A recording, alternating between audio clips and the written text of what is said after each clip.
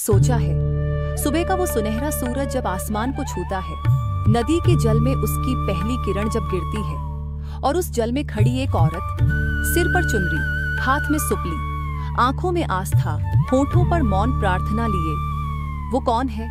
वो है मैया की बेटी, जो छठ मैया से कहती है, मैया बस अपने घर पर सुख रख दीजिए, हमारा कुछ नहीं चाहिए, बस सब कुशल रहे। छठ ये कोई सिर्फ पर्व नहीं, ये तो बिहार की मिट्टी की खुशबू है, जहाँ हर घर की छत से गीत उठता है, केलवा जे कतर कटे, और हर दिल में बस एक ही भावना, श्रद्धा। लोग कहते हैं ये पूजा कठिन है, कहते हैं बिना जल बिना अन्न 3 दिन उपवास, पर जिन्हें मैया पर भरोसा है उन्हें भूख नहीं लगती, बस भक्ति लगती है। ये वही पर्व है जहाँ प्रकृति भी पूजी जाती है। सूर्य की रोशनी, नदी का जल, हवा की ठंडक, सबको नमन किया जाता है, क्योंकि छठ सिखाती है प्रकृति से दूर होकर इंसान कभी पूर्ण नहीं हो सकता। छठ के प्रसंग में बहुत सारी कथाएं हैं। सूर्यपुत्र कर्ण की कथा। महाभारत के अनुसार कर्ण सूर्य देव के पुत्र थे। वे रोज स्नान कर सूर्य की उपासना करते थे और उनसे शक्ति व तेज प्राप्त करते थे। कहा जाता है कि छठ पूजा की परंपरा उन्हीं से शुरू हुई। राजा प्रियव्रत और मालिनी की कथा।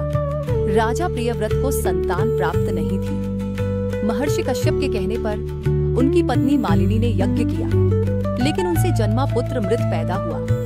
राजा ने दुखी होकर आत्महत्या करने की सोची। तभी देवी छठी उषा प्रकट हुई और कहा कि उनकी पूजा से सभी इच्छाएं पूर्ण होंगी। उन्होंने वरदान दिया कि जो स्त्री सच्चे मन से छठ का व्रत करेगी, उसे संतान सुख मिलेगा। पांडव और द्रौपदी की कथा। पांडवों ने अपने वनवास काल में द्रौपदी के साथ सूर्य देव की पूजा की थी। छठी मैया की आराधना से उन्हें फिर से राज्य और सम्मान प्राप्त हुआ, इसलिए इसे इच्छा पूर्ति और पुनः स्थापन का पर्व भी माना जाता है। सूर्य की ये किरणें हमें याद दिलाती हैं कि जब मन सच्चा हो तो प्रकृति खुद सुनती है।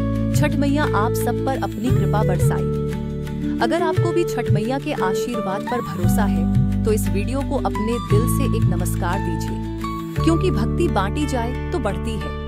और अंत में आप सभी को छठ की ढेर सारी शुभ